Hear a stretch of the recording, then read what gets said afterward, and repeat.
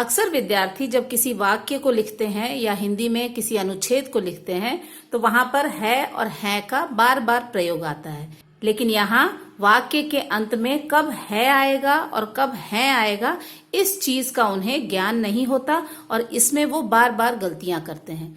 है और हैं में आखिर क्या अंतर है, इस बिंदी के लगने से इसका प्रयोग किस तरह बदल जाता है, आज हम इस वीडियो के माध्यम से इसी अंतर को जानेंगे। आइए शुरू करते हैं आज का ये वीडियो। सबसे पहला जो नियम है किसी भी वाक्य के अंत में तब इस्तेमाल किया जाता है या तब लिखा जाता है जबकि वह वाक्य जो है वो एक वचन को दर्शा रहा हो। इस तरह का वाक्य लिखा गया है और उसमें इस तरह के शब्द लिखे गए हैं जो कि एक वचन को दर्शाते हैं, तो वहां पर वाक्य के अंत में हम है का प्रयोग करते हैं। तो आइए कुछ उदाहरण देख करके समझते हैं। पहला है वह मेरा मित्र है। यहाँ पर वह मेरा मित्र है, यहाँ पर है का प्रयोग किया गया है क्योंकि ये जो मित्र है सिर्फ एक मित्र की बात हो रही है। यहाँ मित्रों की बात नहीं हो रही है, सिर्फ एक मित्र की बात हो रही है। इसके बाद है यह रामायण है। उस पुस्तक की बात हो रही है जिसका नाम रामायण है और रामायण जो है वो एक ही रामायण है, एक ही रामायण की बात हो रही है, तो इसीलिए यहाँ पर भी है का प्रयोग किया गया है। इसके बाद है मुंबई बड़ा शहर है। यहाँ पर सिर्फ एक शहर की बात हो रही है जिसका नाम मुंबई है, इसीलिए यहाँ पर है का प्रयोग किया गया है। यह एक कलम है। यहाँ पर भी एक कलम की बात हो रही है, सिर्फ एक कलम एक वचन को दर्शाता है, इसीलिए यहाँ पर एक के लिए, एक वस्तु के लिए है का प्रयोग किया गया है।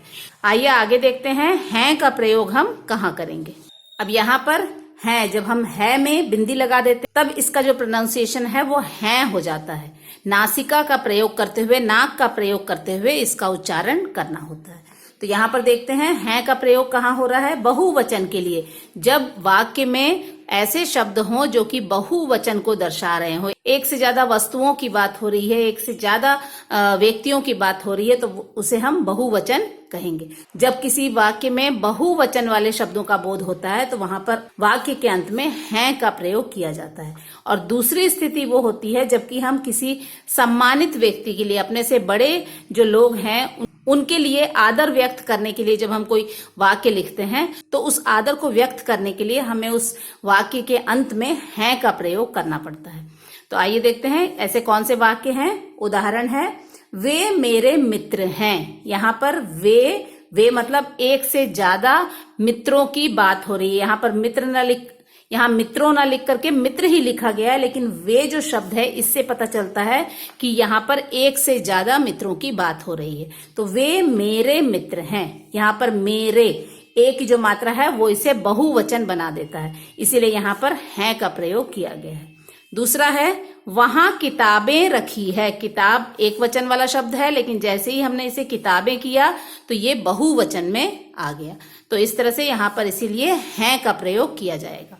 आगे है बच्चे खेल रहे हैं। बच्चा एक वचन, बच्चे बहुवचन, इसीलिए यहाँ पर हैं लिखा गया है।